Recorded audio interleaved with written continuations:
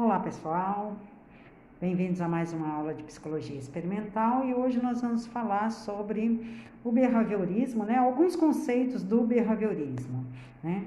O principal fundador do behaviorismo foi o Watson, e nessa teoria do Watson, ele vai falar sobre comportamentalismo, Essa teoria também é chamada de teoria comportamental ou análise experimental do comportamento e ainda análise do comportamento, Segundo essa teoria, o objeto da psicologia é o comportamento, pela interação do indivíduo com o meio e as suas respostas e estímulos do ambiente, ou seja, no cotidiano. Então, o que analisa o behaviorismo? Analisa essa interação do indivíduo com o meio, como ele se comporta e qual o produto desse comportamento, que resultado isso traz.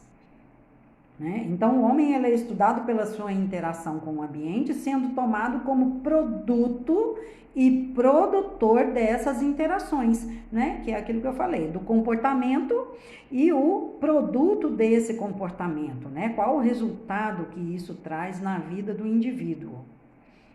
O mais importante teórico do behaviorismo é o Skinner, que viveu de 1904 a 1990, E um dos conceitos do behaviorismo é a contingência, Essa palavra tem origem no termo latino, contingência, E em psicologia, mais concretamente na análise comportamental, a contingência consiste em uma relação de dependência entre certos eventos para analisar a influência que um determinado evento psicológico pode ter sobre outros eventos, É aquilo que pode ou não acontecer. Então, às vezes a gente é exposto a certas contingências na nossa vida, que pode gerar determinados comportamentos ou não, Então, a gente tem que analisar essas contingências.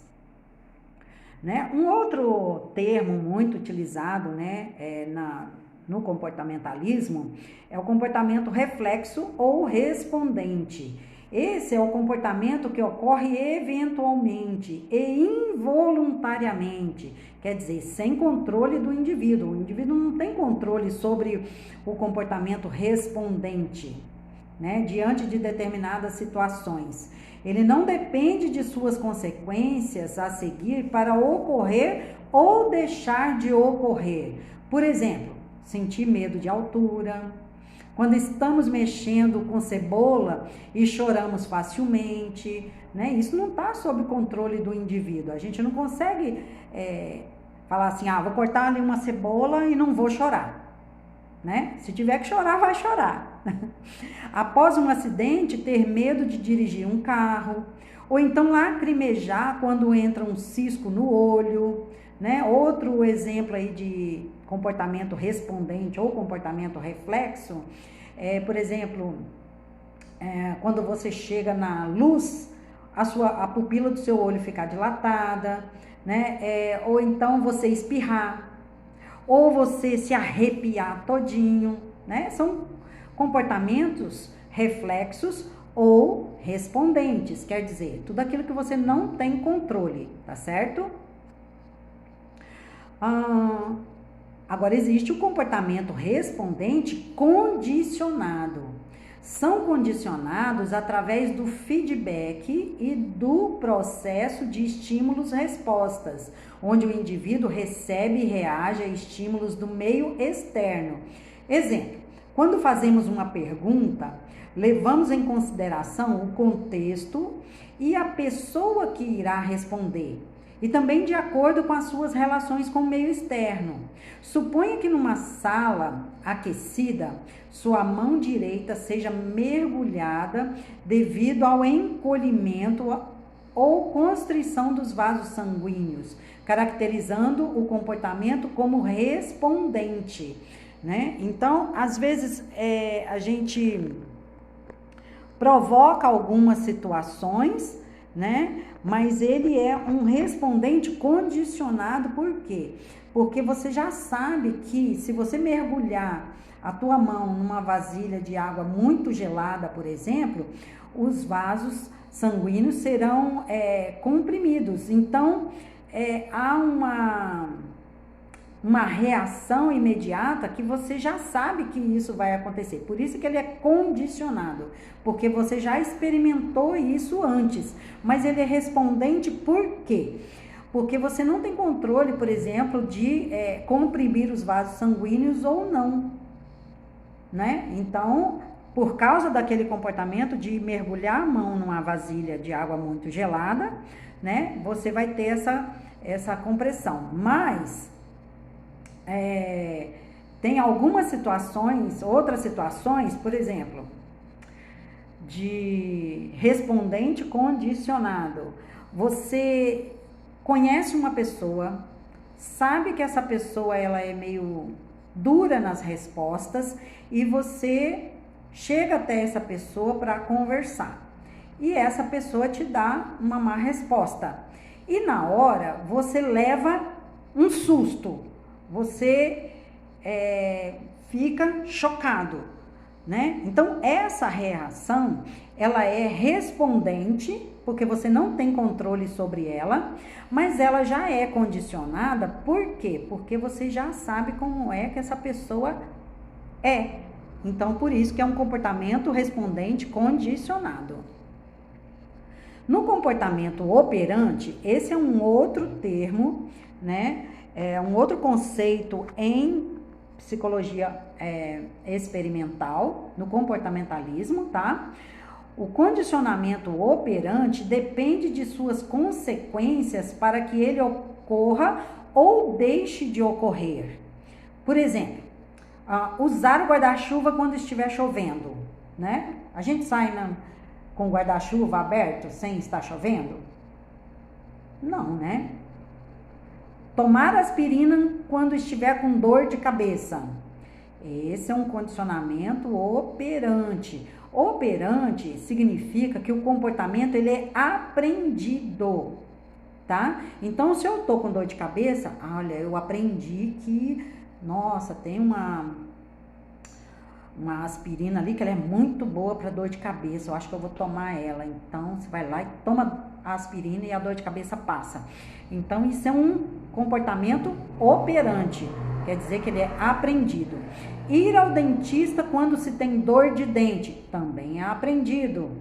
Após um acidente, evitar andar de carro, ele é operante. Por quê? Porque você sofreu um acidente e aí tá com medo e aí fala, não, vou evitar de andar de carro, então, para evitar qualquer outro problema. Então, isso é operante. Tudo que é aprendido é operante, ok? Outros conceitos.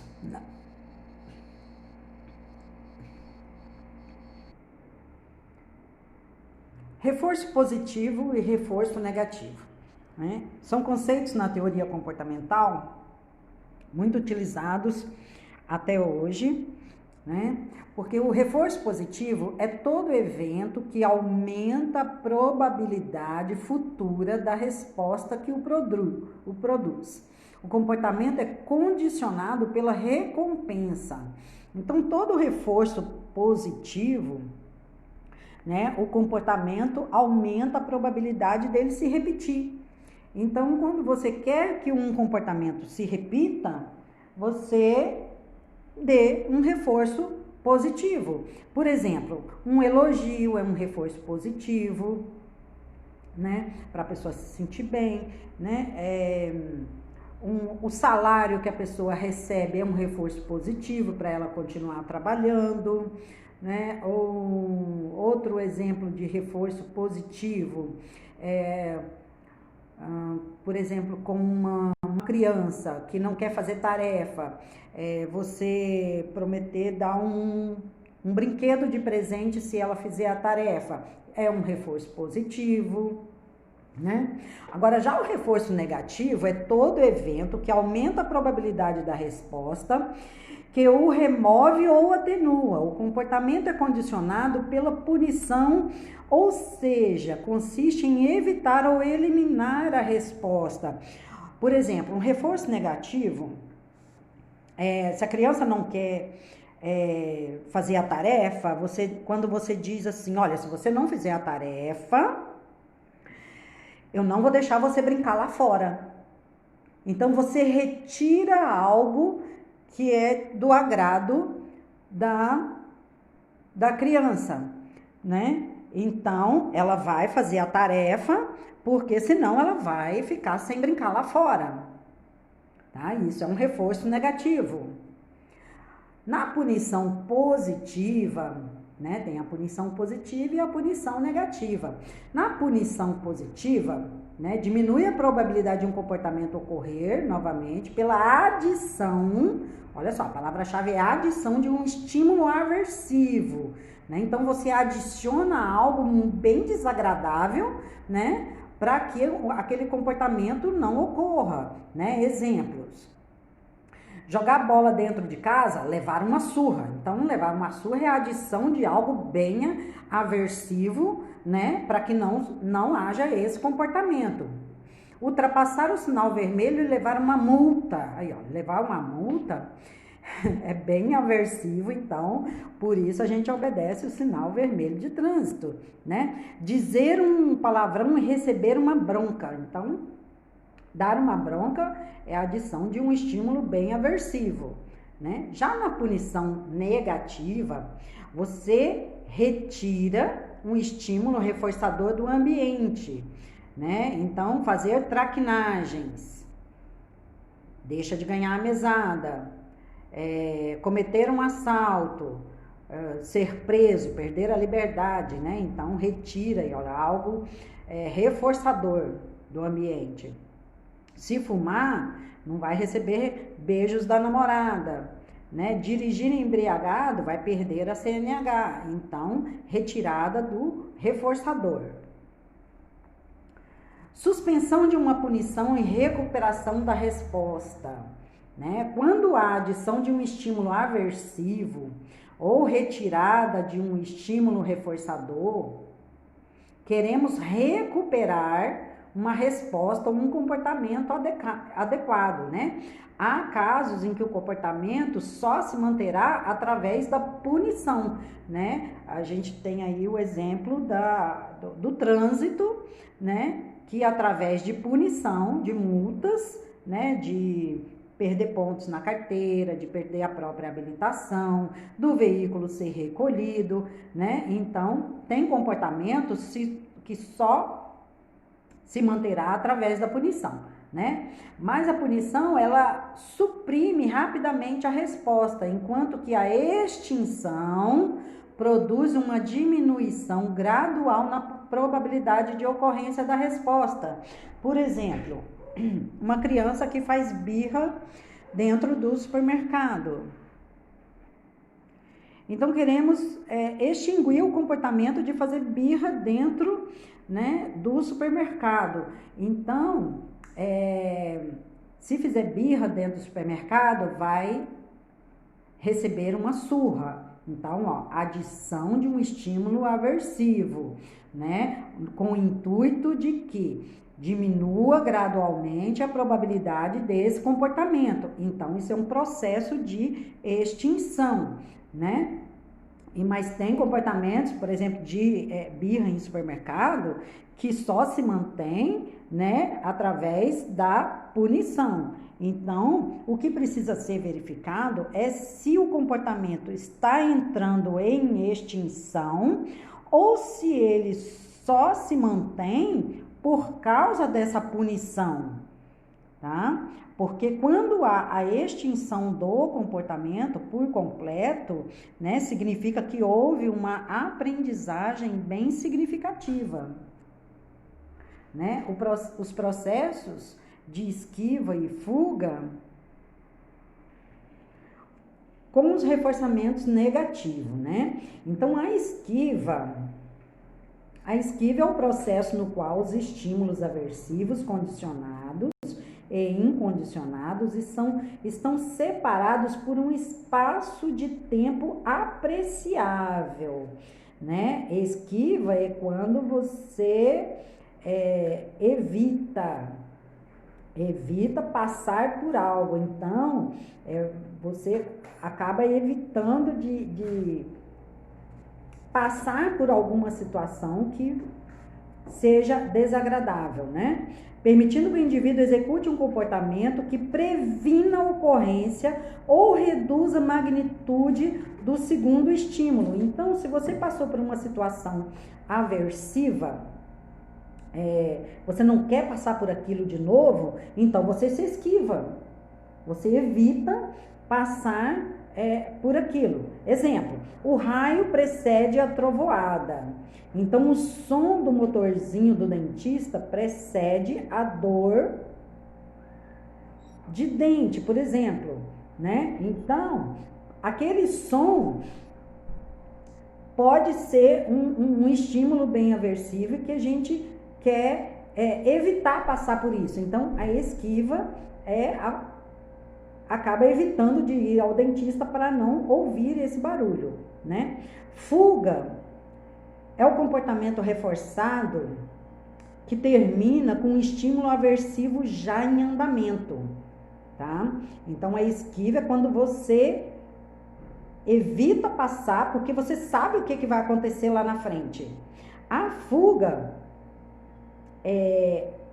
no ato de colocar as mãos, exemplo, no ato de colocar as mãos no ouvido para não ouvir o estrondo do trovão. Ao desviar o rosto do dentista, por exemplo, tentamos fugir da dor. No ato de atenção para evitar possíveis acidentes. Então, a fuga é quando você já está na situação e faz algo para sair dela, tá? A esquiva, você não chega até na situação, né, aversiva. Na esquiva você evita ir até lá porque você sabe o que vai acontecer. E na fuga não, na fuga você já está lá e aí você faz algo para fugir daquela situação. Então, a esquiva, o comportamento mantido por reforço negativo pela evitação do contato com um estímulo aversivo. Você evita ter contato com aquilo que é desagradável.